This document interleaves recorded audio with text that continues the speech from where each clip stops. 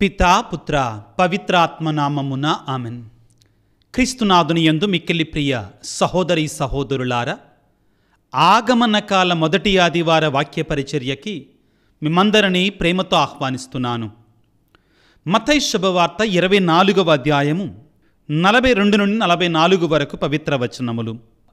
మీరు జాగరూకులై ఉండుడు, ఎలయన మీ ప్రభువు ఏ దినమున వచ్చునో మీరు ఎరుగరు. దొంగ ఏ గడియలో వచ్చునో ఇంటి యజమానునికి తెలిసిన ఎడల అతను మేల్కొని ఉండి తన ఇంటికి కన్నము వేయనియడు. కనుక మీరును సిద్ధముగా ఉండుడు, ఎలయన మనుష్య కుమారుడు మీరు ఊహింపని గడియలో వచ్చును అని యేసు పలికెను. క్రీస్తునందు మిక్కిలి ప్రియ సహోదరి సహోదరులారా, ఆగమన కాలాన్ని ప్రారంభించుకుంటున్నాం. ఆగమన కాలము అనే పదం అడ్వెంట్ అనే పదం నుండి వచ్చింది. ఈ అడ్వెంట్ అనేటువంటి పదం లతీను భాషలో అడ్వెంతుస్ అనగా వచ్చుట, రాకడ అని అర్థం. ఆగమన కాలము అనగా క్రీస్తు ప్రభు యొక్క రాకడకు సిద్ధపడేటువంటి కాలం, మనను మనం సిద్ధపరచుకునేటువంటి కాలం, ఎదురు చూసేటువంటి కాలం, ప్రభు రాకడ కొరకై ఆశతో నిరీక్షణతో ఎదురు చూసేటువంటి సమయం ప్రియులారా.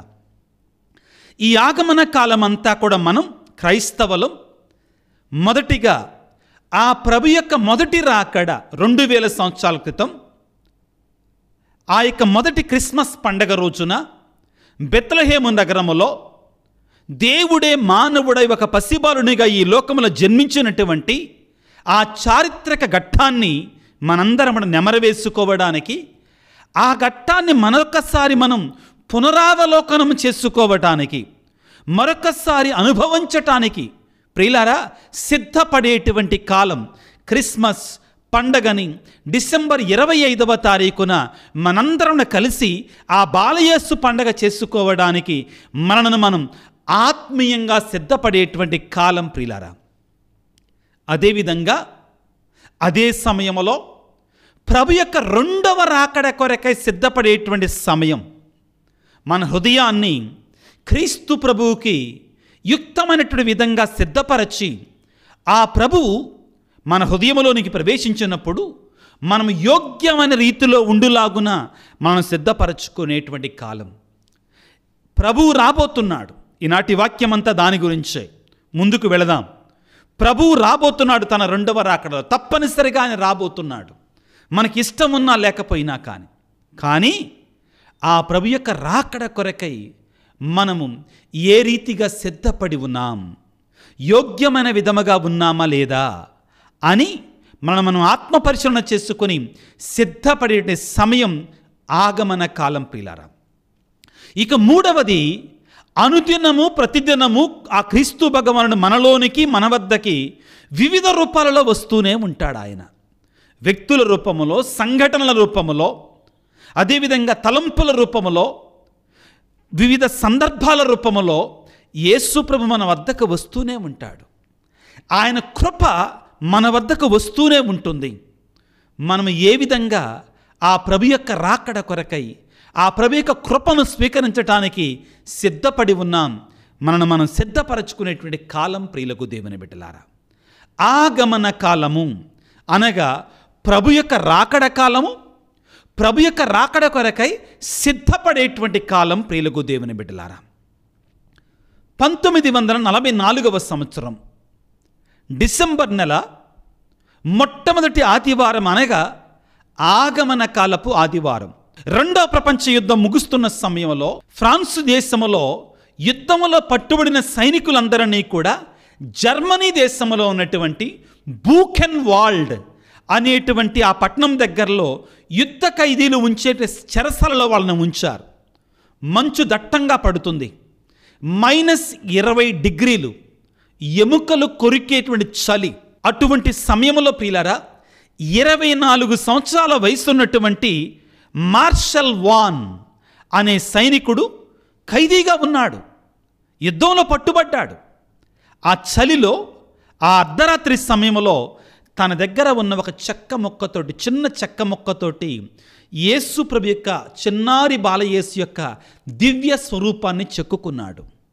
చెక్కుకొని ఆయన చుట్టూ కూడా ఒక సుందరమైన, అందమైనటువంటి ఒక పశువుల కొట్టాన్ని తయారు చేశాడు.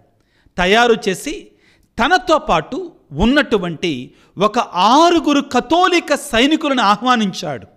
అర్ధరాత్రి సమయం, మంచు కురుస్తూ ఉంది. ఈ 7 కూడా ఆవరణలోనికి వెళ్ళారు. జర్మనీ సైనికులు తుపాకులు పట్టుకుని రెడీగా ఉన్నారు. ఏ క్షణంలోనైనా వాళ్ళు కాల్చి చంపవచ్చు. అయినా కానీ మార్షల్ వాన్ తనకి సహచరులు కథోలికులు బెదరలేదు. ఈ చిన్న బాలయేసు యొక్క స్వరూపాన్ని తీసుకొని వెళ్ళి ఆ యొక్క ప్రాంగణం మధ్యలో, ఆ మంచులో ఒక రాతి మీద ఉంచారు. ఉంచి వారు పాటలు పాడటం మొదలుపెట్టారు. ఏమని పాడటం మొదలుపెట్టారు? రండి ప్రభు అయిన యేసువా, త్వరగా వేంచేసి రండి. రండి ఓ ఇమ్మానుయేలు, త్వరగా వేంచేసి రండి. ఓ యేసుక్రీస్తువా, మా మధ్యలోనికి వేంచేసి రండి, మా మధ్యలో నివసించండి అనే పాటలు పాడటం ప్రారంభించాడు. ప్రభు యొక్క రాకడ కొరకే వారు పాటలు పాడటం ప్రారంభించారు.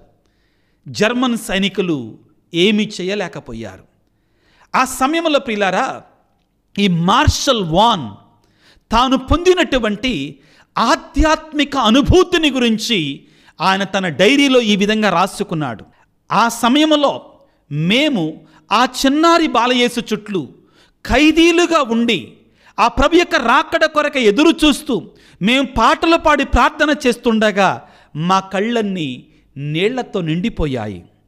అవి దుఃఖంతో వచ్చినటువంటి నీళ్లు కాదు, కన్నీళ్లు కాదు, ఆనందంతో వచ్చినటువంటి కన్నీళ్లు. ఆ రాత్రి మేము అనుభవించిన శాంతి, మేము అనుభవించిన నిరీక్షణ మా జీవితంలో మరెప్పుడు కూడా మేము పొందుకోలేదు. ఆ రాత్రి మా జీవితంలో ఎన్నడూ లేనంతగా ప్రభువు మాకు దగ్గరగా ఉన్నారు. ఆ చలిలో కూడా మా హృదయాలు ప్రభువు ప్రేమతో వెచ్చగా రగిలిపోయాయి. ఆయన రాక కొరకై ఎదురు చూడటమే మమ్మల్ని బ్రతికించింది. ఎందుకంటే ఆ చెరస్థలలో ఉన్నటువంటి సైనికులు చాలామంది చనిపోయారు. కానీ వీళ్ళు మాత్రం 7 కూడా బ్రతికి బయటికి వచ్చారు. ఆ శిశువు బొమ్మ మాకు జీవంతో ఉన్న యేసు ప్రభువుని చూపించింది అని ఆయన డైరీలో రాసుకున్నారు పిల్లారా. ఆ తరువాత ఈ మార్షల్ వాన్ చెక్కుకున్నటువంటి ఆ చిన్నారి బాలయేసు యొక్క దివ్య స్వరూపాన్ని, ఆ చిన్న పశువుల కొట్టాన్ని ప్రియులారా ఫ్రాన్స్ దేశంలో ఒక మ్యూజియంలో ఇప్పటికీ కూడా భద్రపరచబడి ఉంది. క్రీస్తునాథుని యందు ప్రియులారా, క్రిస్మస్ పండగ మనకి ఏం తీసుకురావాలి, మనకి ఏం నేర్పించాలి అంటే, ఇదిగో ఈ నమ్మకంతో ఉన్నటువంటి నిరీక్షణ మనలో రగిలించాలి. ఆ మార్షల్ వాన్ రాసుకున్నాడు కదండి. ఆ రాత్రి మేము క్రీస్తు ప్రభువుని, దేవుని, ఆ చిన్నారి బాలయేసుని మా జీవితంలో ఎన్నడూ అనుభవించినంత దగ్గరగా అనుభవించాము. మా కళ్ళ వెంబట నీళ్లు వచ్చాయి, కానీ అవి బాధతో వచ్చినవి కాదు, క్రీస్తు ప్రేమతో వచ్చినటువంటివి. -20 డిగ్రీలు చలిలో కూడా మా హృదయాలు వెలిగిపోయాయి. ఎందుకని? క్రీస్తు ప్రేమతో వెలిగిపోయాయి. ప్రియులారా, ఆగమన కాలం అనేటువంటిది మనల్ని ఇదిగో ఇటువంటి స్పందనతో నింపాలి, ఇటువంటి అనుభూతులతో నింపాలి, ఈ విధంగా మనల్ని సిద్ధపరచాలి. ఆ చిన్నారి బాలయేసుని మనందరము కూడా మన హృదయంలో రగిలేటట్లుగా, ఆహ్వానించుకునేటట్లుగా చెయ్యాలి. ఆ మార్షల్ వాన్ ప్రియులారా, ఏ విధమైనటువంటి పొరపాటు జరిగినా కానీ ప్రాణాపాయం ఉంది, అయినా కానీ ఆ చిన్నారి బాలయేసు నన్ను కాపాడతాడు, నన్ను రక్షిస్తాడు అనే నమ్మకంతో, విశ్వాసంతో, నిరీక్షణతో ఆయన తన సహచరులతో వెళ్ళి ఆ బాలయేసుకి పాటలు పాడాడు. ఎక్కడి నుంచి వచ్చింది ఈ ధైర్యం? ఎక్కడి నుంచి వచ్చింది ఈ నమ్మకం? చిన్నారి బాలయేసు మా హృదయాలలోనికి వస్తాడు, ఆ మెస్సయ్య వస్తాడు, ఆయన మమ్మల్ని తప్పనిసరిగా కాపాడతాడు అనే నమ్మకంతో, నిరీక్షణతో పుట్టినటువంటి ధైర్యం ప్రియులకు దేవుని బిడ్డలారా. ఆగమన కాలం, ప్రియ దేవుని బిడ్డ, నువ్వు వేదనతో ఉన్నావా? బాధలతో ఉన్నావా? కన్నీటితో ఉన్నావా? ఆత్మీయంగా నశించిపోయే స్థితిలో ఉన్నావా? ఆగమన కాలం నీలో ఒక బలమైన, దృఢమైన నిరీక్షణ కలిగించాలి. ఏమిటి? నా ప్రభువు రాబోతున్నాడు, నా మెస్సయ్య రాబోతున్నాడు, నా క్రీస్తు రాబోతున్నాడు, కాబట్టి నేను బాధపడవలసినటువంటి అవసరము లేదు. ఈనాటి మొదటి పట్టణం ప్రియులకు దేవుని బిడ్డలారా, యెషయా గ్రంథం 2వ అధ్యాయం నుంచి తీసుకొనబడినటువంటిది. చాలా చక్కని సందేశాన్ని మనం అక్కడ తెలుసుకుంటాం. వాక్యాన్ని చదువుకుంటే యెషయా గ్రంథము 2వ అధ్యాయం 1వ వచనములో యూదా యెరూషలేమును గూర్చి ఆమోసు కుమారుడైనటువంటి యెషయా చూసిన దర్శనం ఇది. ఏమిటంటది? రానున్న దినములలో ప్రభువు మందిరమున్న పర్వతము శైలములన్నిటిలో కూడా ఉన్నతమైన నగరమగును, కొండలన్నిటిలో కూడా ఎత్తైన నగరమగును, సకల జాతులు దాని చెంతకు వత్తురు. ప్రియులారా, యెషయా ప్రవక్త ఈ వాక్యాలు రాసినటువంటి, ఈ ప్రవచనాలు రాసినటువంటి కాలం ఎప్పుడు అంటే అస్సిరియా రాజు నుండి ఇశ్రాయేలు ప్రజలు బెడదను పొందుతున్నారు. ఇశ్రాయేలు ప్రజలందరూ కూడా భయం గుప్పెట్లో నిండిపోయారు, అభద్రతా భావముతో నిండిపోయారు. వారిలో ప్రియులకు దేవుని బిడ్డలారా నిలకడ లేనటువంటి, అదేవిధంగా ప్రియులారా వారు నిరీక్షణ లేనటువంటి కాలంలో వారు ఉన్నారు. అటువంటి సమయంలో యెషయా ప్రవక్త ఒక దర్శనాన్ని పొందుకున్నాడు. ఏమిటంటే ఆ దర్శనము, ఆ దినములలో, ఏ దినములలో? రానున్న దినములలో ప్రభువు మందిరమున్న పర్వతము. ఏంటిదండి ప్రభువు మందిరమున్న పర్వతం? ఏంటిది ప్రభువు మందిరమున్న పర్వతం? యెరూషలేము పర్వతం. ప్రియులారా, యెరూషలేము, శాంతి సమాధానంతో నిండినటువంటి ఆ యొక్క యెరూషలేము, ప్రభువు మందిరమున్న పర్వతం యెరూషలేము నగరం. ప్రభువు మందిరమున్న పర్వతము శైలములన్నిటిలో కూడా ఉన్నతమైనదగును, కొండలన్నిటిలోనూ ఎత్తైనదగును, సకల జాతులను దాని చెంతకు వత్తురు. ఈ అభద్రతాభావముతో నిలకడ లేనటువంటి, నిరీక్షణ లేనటువంటి ప్రజలకి దేవుడు ఒక సందేశాన్ని పంపిస్తున్నాడు. మెస్సయ్య రాబోతున్నాడు, క్రీస్తు రాబోతున్నాడు, నా కుమారుడు రాబోతున్నాడు. ఆ కాలములో అక్కడ నిరీక్షణ దొరుకుతుంది, ఆనందం దొరుకుతుంది, వెలుగు దొరుకుతుంది అని చెప్తున్నాడు. ఆ తర్వాత మనం చదువుకుంటే ప్రియులకు దేవుని బిడ్డలారా, యాకోబు వంశజులారా రండు, మనము ప్రభువు దయచేయు వెలుగులో నడుచుదము అని పలుకుతున్నాడు. ఎంత గొప్ప ధైర్యాన్ని ఇస్తున్నాడు ప్రియులారా. ప్రభువు రాకడ మనందరికీ కూడా ఈ ధైర్యాన్ని ఇవ్వాలి ప్రియులారా, ఈ నిరీక్షణనివ్వాలి. ఇది నిరీక్షణ కాలం. ప్రభువు కొరకే మనం ఎదురు చూస్తున్నటువంటి ఈ ఎదురు చూపులు నిరాశ నిస్పృహలతోటి కాదండి. నో, మన ఎదురు చూపులు నిరీక్షణతో, నిరీక్షణ అనేటువంటిది మన నమ్మకంతో ఎదురు చూసే చూపులు ప్రియులకు దేవుని బిడ్డలారా. ఇదిగో ఆయన కాలమునట ఏం జరగబోతుంది వినండి ప్రియులారా. యెషయా గ్రంథము 2వ అధ్యాయము 4వ వచనములో అతడు జాతుల యొక్క తగువులు పరిష్కరించును, అనేక ప్రజలకు తీర్పు చెప్పును, వారు తమ కత్తులను కర్రులుగా సాగగొట్టుకొందురు, తమ ఈటెలను కొడవళ్ళగా మార్చుకొందురు. ఒక జాతి మరి ఒక జాతి మీద కత్తి దూయదు, ప్రజల యుద్ధమునకు శిక్షణిక పొందరు. ప్రియులారా, రానున్న మెస్సయ్య మన జీవితాలలో ఏమి చేయబోతున్నాడు, ఆ మెస్సయ్య రాకడ కొరకై మనం ఏ విధంగా ఎదురు చూడాలి అంటే యెషయా ప్రవక్త దర్శనము ద్వారా చెప్తున్నాడు. యుద్ధాలు కాదు ఇంకా కావలసింది, శాంతి సమాధానము. కత్తులు కాదు కావలసింది, కొడవళ్ళ కావాలి, పని చేసుకునే కొడవళ్ళ కావాలి. ప్రజల మధ్యలో ఇదిగో రాగద్వేషాలు పోతాయి, పగాద్వేషాలు వెళ్ళిపోతాయి. దానికి బదులుగా సహోదర ప్రేమ, సహవాసము ఇవి వెళ్ళి విరవాలి. ఆగమన కాలములో మనందరం కూడా తలపోయవలసినటువంటి మాటలు ఇవి ప్రియులారా. ఒకవేళ మనం ఎవరితోటైనా సఖ్యత లేకుండా బ్రతుకుతున్నామా? ఆగమన కాలములో సఖ్యత ఏర్పాటు చేసుకునేటి కాలం బిడ్డలారా. ఒకవేళ మనలో అవలక్షణాలు ఉన్నాయా, చెడు ఉన్నాయా, వాటిని తీసివేసుకునే కాలం ఆగమన కాలం ప్రియులారా. ఆత్మీయంగా నేను దేవునికి దూరం అయిపోయానా, పాపముతో నిండిపోయానా, ఆ పాత వస్త్రాలు తీసివేసే కాలం ఇది. నూతన వస్త్రమైన క్రీస్తును ధరించే కాలం ఇది. ఈనాడు 2వ పట్టణంలో రోమపత్రికలో పౌలు గారు పలికే మాటలవే ధ్యానం చేసుకుందాం పిల్లారా. ఇదిగో మీరు పాపం అనే పాత వస్త్రాన్ని తీసివేయండి, రక్షకుడు రాబోతున్నాడు, క్రీస్తు అనే నూతన వస్త్రాన్ని ధరించండి అని పలుకుతున్నాడు. ఇదిగో ఈ ఆగమన కాలములో మనము ఆ ప్రభు మన కొరకై ఆశావక దృక్పథముతో, నిరీక్షణతో కూడినటువంటి ఆ ప్రభు యొక్క రాకడ కొరకై ఎదురు చూడాలి. నిరాశపరచనటువంటి నిరీక్షణ కొరకై, ఆ ప్రభు యొక్క రాకడ కొరకై మనం ఎదురు చూడాలి ప్రియులకు దేవుని బిడ్డలారా. మొదటిగా అన్నిటికంటే ముఖ్యంగా ప్రియులారా, ఆ ప్రభువు రాకడ కొరకై మనందరము కూడా జాగరూకతతో ఉండాలి. ఏ విధంగా ఉండాలి? జాగరూకతతో ఉండాలి. ఈనాటి సువిశేషములో ప్రియులకు దేవుని బిడ్డలారా, వాక్యం ఏమని చెప్తుంది? మత్తయి శుభవార్త 24వ అధ్యాయము 36వ వచనములో, ఆ దినము ఆ గడియ ఎప్పుడు వచ్చునో నా తండ్రి తప్ప పరలోకమందలి దూతలు గాని కుమారుడు గాని మరెవరు ఎరుగరు. దేవుడు రాబోతున్నాడు. ఇక్కడ దయచేసి బిడ్డలారా, ఆగమన కాలాన్ని అర్థం చేసుకునే రీతిని కూడా మీకు ఒకసారి చెప్తాను, వినండి దయచేసి.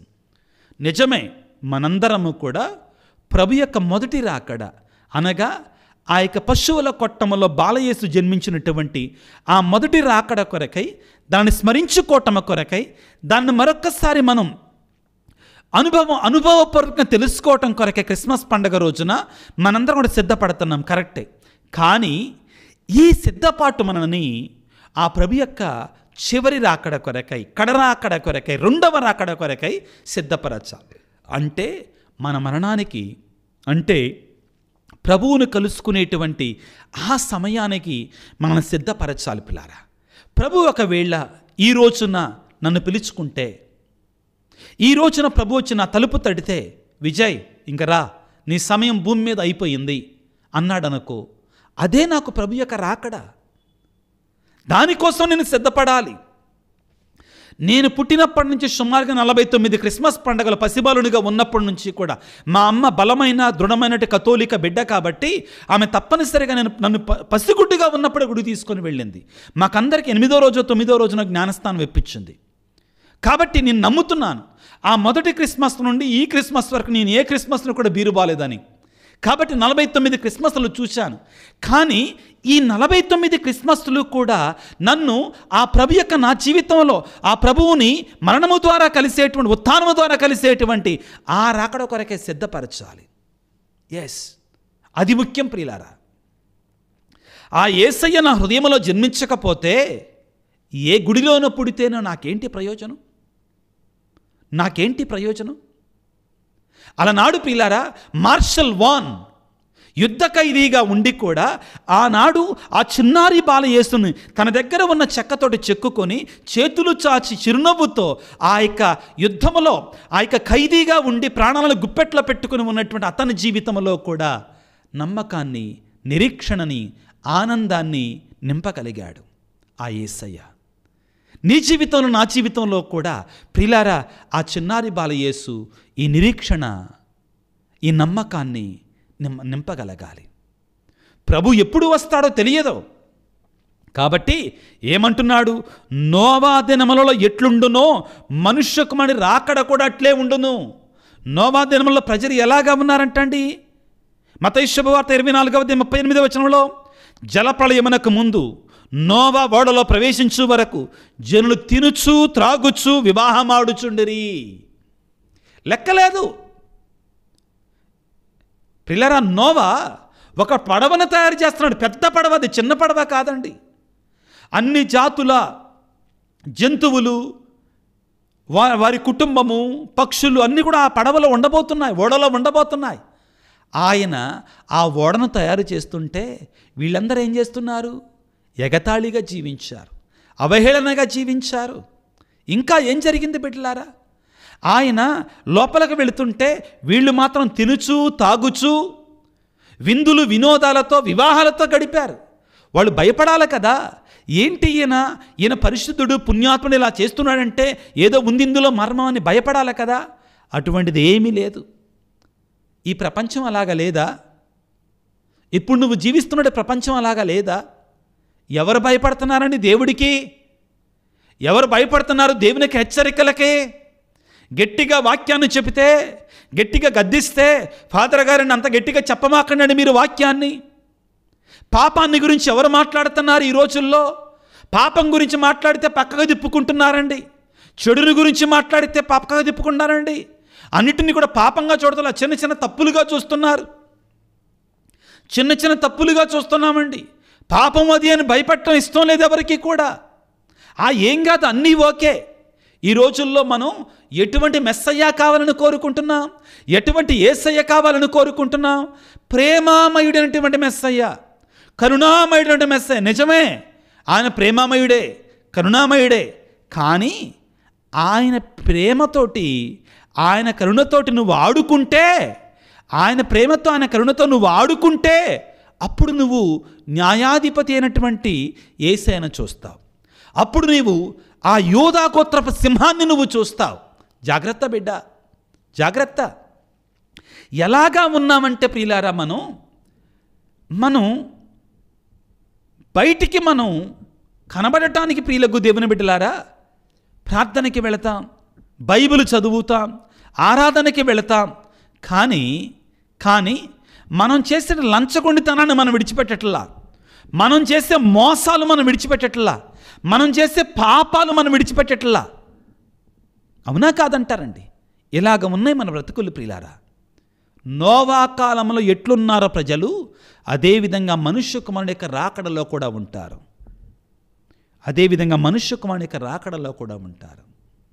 మనకి సమయం లేదు చాలామందికి, మనకి సమయం లేదు చాలామందికి. మన ఈ మధ్యలో ఒక వ్యక్తి నా దగ్గరికి వచ్చాడు. వచ్చి, ఫాదర్ గారండి, నేను ఫంక్షన్ ఆదివారమే పెట్టుకోవాలనుకుంటున్నానండి. ఎందుకయ్యా అంటే, అందరికీ ఆదివారమే ఖాళీగా ఉంటుంది కదండి, ఆ రోజు పెట్టుకుంటేనే అందరూ వస్తారండి. నన్నాను, మరి ఆ రోజు ఆరాధన ఉంటుంది కదా, పూజ ఉంటుంది కదా, ఒక్కరోజే కదండి. విన్నారా మాటని? ఒక్కరోజే కదండి, ఒక్క ఆదివారమేగా. ఆ 10 గంటల సమయంలో ఒక్క ఆదివారమేగా. ఇలాగా ఉంటున్నాం మనం ప్రియులారా. నీ కోసం, నీ ఇంటి కోసం ఒక్క ఆదివారం, ఇంకొకళ్ళ కోసం, ఇంకొకళ్ళ ఇంట్లో ఫంక్షన్ కోసం ఇంకొక ఆదివారం, అది కూడా ఆరాధన సమయంలోనే. ప్రియులారా, నోవా కాలంలో ఎట్లుండునో అట్లే మనుష్య కుమారుని యొక్క రాకడ సమయంలో కూడా తినుచు తాగుచు విందులు వినోదాలతో వివాహం ఆడుచూ ఉంటారు. ఈ కాలం కాదా అది? జాగ్రత్త వహించండి ప్రియులకు దేవుని బిడ్డలారా, జాగ్రత్త వహించుదాం ప్రియులకు దేవుని బిడ్డలారా. ఏమంటున్నాడు మత్తయి శుభవార్త 24వ అధ్యాయం 42వ వచనంలో ప్రియులారా ఏమంటున్నాడు? కనుక మీరు జాగరూకులై ఉండండి బిడ్డలారా, జాగరూకులై ఉండండి, మీరు మెలకువతో ఉండండి, ఆత్మీయమైన నిద్రావస్థలో ఉండమాకండి. దేవుని యొక్క హెచ్చరికను స్వీకరించండి, దేవుని సన్నిధికి తిరిగి రండి. యేసయ్యను పిలుస్తున్నాడు తన బోసి నోటితోటి, తన 2 చేతులు చాచి పశువుల కొట్టములో నీ కొరకై ఎదురు చూస్తున్నాడు. బిడ్డ, నీవు తిరిగి రావటానికి సిద్ధముగా ఉన్నావా? ఆత్మ పరిశీలన చేసుకో. ఈ ప్రభు యొక్క రాకడని మనం భయంతో కాదండి, ప్రభు వస్తున్నాడని ఆనందంతో నిరీక్షణతో ఎదురు చూడాలి మనందరము కూడా. కానీ మన జీవితాలను సరిచేసుకోవాలి ప్రియులారా. నీలో ఆత్మీయ సిద్ధపాటు ఉందా? ఏ విధముగా సిద్ధపడాలి అనే విషయాన్ని గురించి ఈనాటి 2వ పట్టణం ప్రియులారా, రోమాపత్రిక 13వ అధ్యాయము 11వ వచనంలో ఈ విధంగా పలుకుతున్నాడు. ఇప్పుడు ఎంత వేళైనదో మీకు తెలియను కదా, కనుక తప్పక దీనిని ఆచరింపుడు. మీరు నిద్ర నుండి మేలుకొనవలసిన సమయం ఆసన్నమైనది. జాగ్రత్తగా ఆలకించండి ఈ వాక్యాన్ని దయచేసి. మొదట మనం విశ్వసించిన దానికంటే ఇప్పుడు మనకు రక్షణ లభించే సమయము మరింత చేరువైనది. మనకు రక్షణ లభించేటువంటి సమయం మనకు మరింత చేరువైంది, మరింత దగ్గరైంది బిడ్డలారా. రక్షణ సమయం రోజులు గడుస్తున్నా కొద్దిగా నా జీవితంలో నా రక్షణ దగ్గర అవుతుంది, ప్రభువు రాకడ దగ్గర అవుతుంది. నేను ఓల్డ్ అవుతున్నానే కానీ యంగ్ గాటల్లా. ఏమడుగుతారు ఇంగ్లీష్లో? హౌ ఓల్డ్ ఆర్ యూ అంటామండి. ఒకరోజు గడిచిపోయిందంటే నా ప్రభు దగ్గరికి నేను దగ్గరయ్యా, ఇంకా నా రక్షణ సమయం ఇంకా దగ్గరయ్యింది. కాబట్టి ఇంకా ఎక్కువగా సిద్ధపడాలని జీవితం కొరకై. బర్త్డేలు చేసుకోవటం కాదు, బర్త్డేకి బెస్ట్ హోటల్స్కి వెళ్ళటం కాదు, బెస్ట్ కేకులు తెచ్చుకోవటం కాదు. ప్రతి బర్త్డే రోజున కూడా, ప్రతి పుట్టినరోజు సందర్భంగా కూడా నేను జ్ఞాపకం చేసుకోవాల్సిందేంది? నా జీవితంలో ఇంకొక సంవత్సరం స్వాహా అయిపోయింది. అవునండి, ఇంకొక సంవత్సరం గడిచిపోయింది. నేను ప్రభువు రాకడకి దగ్గర అవుతున్నా. నేను ఓల్డ్ అవుతున్నానని యంగ్ కాటల్లా. పౌలు గారు అదే అంటున్నారు. ఏమిటి అంటే, ఇదిగో మనము మొదట విశ్వసించిన దానికంటే ఇప్పుడు మనకు రక్షణ లభించే సమయము మరింత చేరువైంది, దగ్గర పడుతుంది మనకు ప్రభు యొక్క రాకడ. కాబట్టి బిడ్డలారా, రాత్రి సమయం ముగిసిపోయినది, పగలు సమీపించినది. చీకటికి చెందిన పనులను మనం ఇక మానివేయాలి. చీకటికి చెందిన పనులు మనం ఇక మానివేయాలి. పగటి వేళ పోరాటం అనర్చుటకు ఆయుధమును ధరించాలి మనం. ఆగమన కాలం బిడ్డలారా, నిద్రావస్థలోనికి వెళ్ళే సమయం కాదు.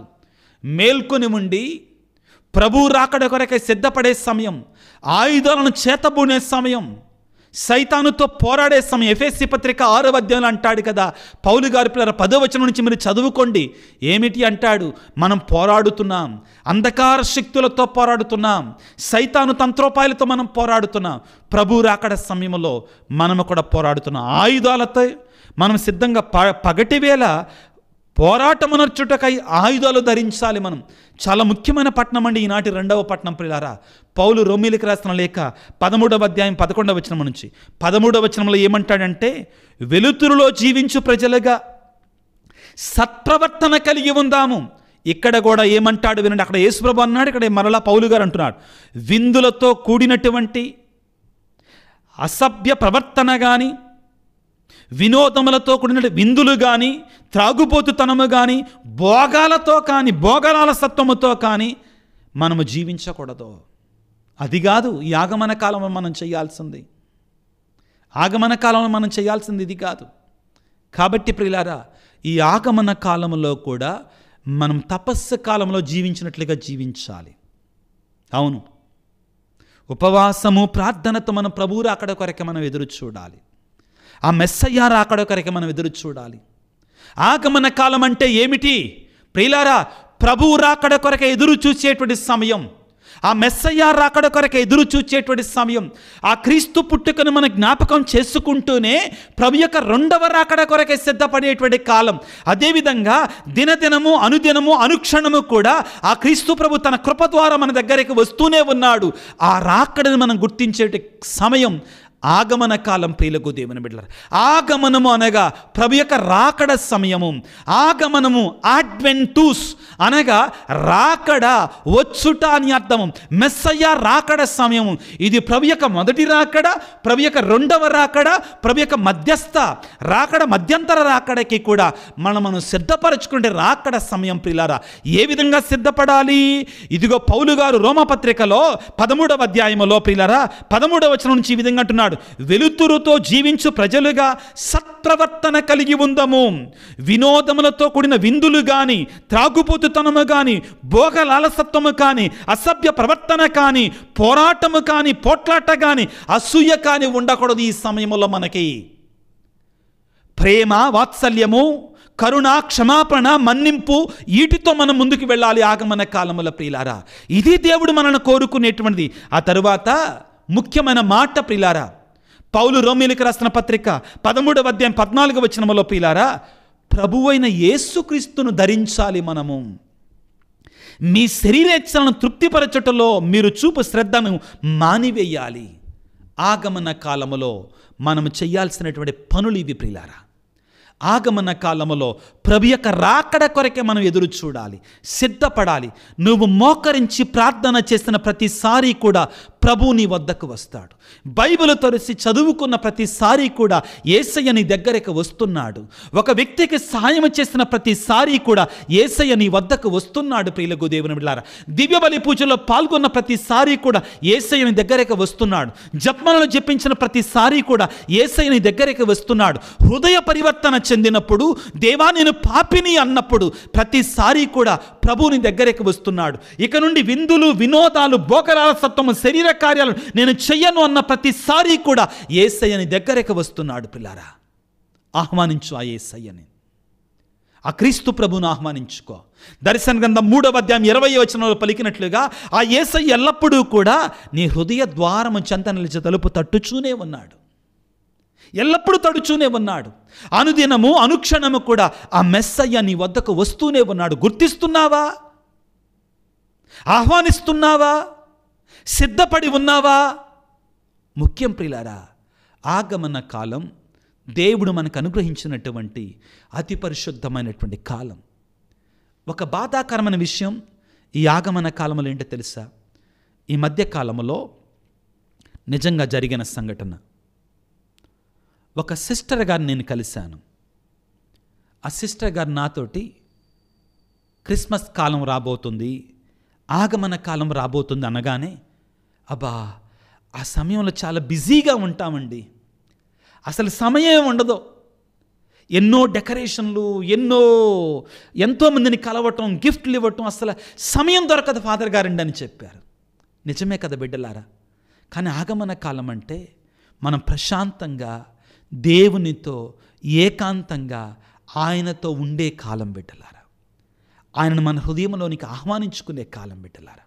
దయచేసి ఈ సమయంలో, ఈ ఆగమన కాలంలో ఎక్కువగా దివ్యబలి పూజల్లో పాల్గొనండి.